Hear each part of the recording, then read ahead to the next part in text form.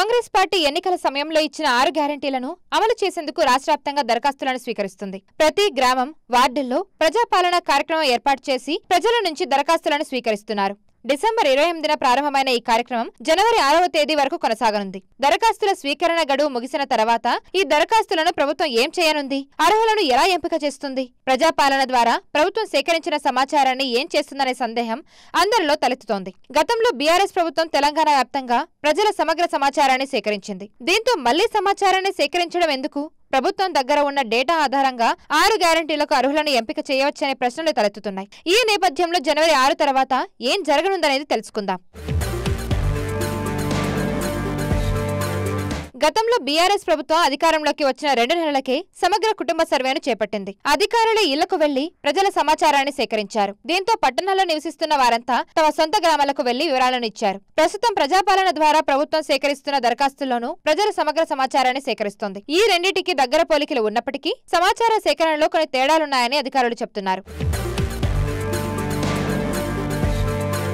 కాంగ్రెస్ ప్రభుత్వం ప్రజాపాలన ద్వారా స్వీకరించిన దరఖాస్తుల్లో ప్రజల సమాచారాన్ని పూర్తిగా కంప్యూటరైజ్ చేయనుంది. ప్రజాపాలన దరఖాస్తుల సమాచారాన్ని బిగ్ డేటాబేస్ కింద డిజిటలైజ్ చేసే ప్రక్రియ ఇప్పటికే మొదలైంది. ఈ నెల 6వ తేదీ వరకు అప్లికేషన్లు తీసుకుని ఆ తర్వాత వాటన్నిటిని ఆన్లైన్ చేస్తారు. దీనికోసం ప్రభుత్వం ప్రత్యేక సాఫ్ట్వేర్ ను తీసుకొస్తుంది. జిల్లాలు, మండలాలు, గ్రామాల వారీగా వచ్చిన దరఖాస్తులు, వాటిలోని అర్హుల వివరాలతో పాటు ప్రతి కుటుంబానికి చెందిన సమగ్ర సమాచారాన్ని ఈ సాఫ్ట్వేర్ లో భద్రపరుస్తారు. గ్రామం యూనిట్ గా రాష్ట్రంలో ఏ గ్రామంలో ఏ గ్యారెంటీకి ఎంతమంది దరఖాస్తు చేశారు, దరఖాస్తుదారుల అర్హతలు ఎంతమందికి లబ్ధి చేకూరుతుందనే వివరాలు తెలుసుకునేలా సాఫ్ట్వేర్ ను సిద్ధం చేస్తున్నారు. ఆన్లైన్ లో దరఖాస్తు చేసుకున్న ప్రతి కుటుంబానికి ఒక యూనిక్ ఐడి నెంబర్ ఇవ్వడంతో పాటు దరఖాస్తు వారీగా మరో సబ్ నెంబర్ ను ఇవ్వాలని ప్రభుత్వం నిర్ణయించింది. దీంతో మొత్తం ఎన్ని దరఖాస్తులు వచ్చాయి, ఏ పథకానికి ఎంతమంది అర్హులనేది తేలనుంది. నిజమైన అర్హులకు గ్యారెంటీలు అందజేసేందుకు గ్రామంలోనే లిస్ట్ డిస్ప్లే చేయడం ద్వారా పారదర్శకతకు పెద్దపీట వేయాలని ప్రభుత్వం భావిస్తోంది.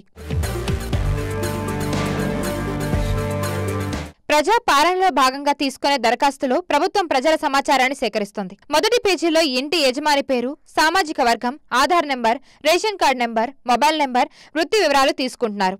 దీంతో పాటు కుటుంబ సభ్యుల వివరాలు, దరఖాస్తుదారునితో సంబంధం, పుట్టిన తేదీ, ఆధార్ నెంబర్ సేకరిస్తున్నారు. ఇంటి నెంబర్, వీధి, గ్రామం, మున్సిపాలిటీ, వార్డు నెంబర్, మండలం, జిల్లా వివరాలు స్పష్టంగా తీసుకుంటున్నారు. ఈ వివరాలు ప్రభుత్వం తీసుకొస్తున్న ప్రత్యేక సాఫ్ట్వేర్ లో నమోదు చేస్తారు.